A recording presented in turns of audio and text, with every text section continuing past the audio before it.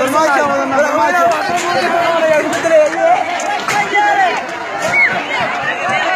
وريا شيدي وشيدي كتوشية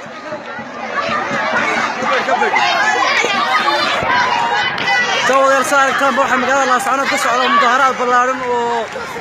lagu taageerayo guusha ballaaran oo soo hoyay Maxamed Cabdullaahi Farmaajo madaxweynaha mustaqbalka 4 sano ee soo socota dadweyne badan ayaa dabaaldegaya oo ka soo baxay xaafadaha kala duwan magaalada Laascaanood si ay guusha ula wadaagaan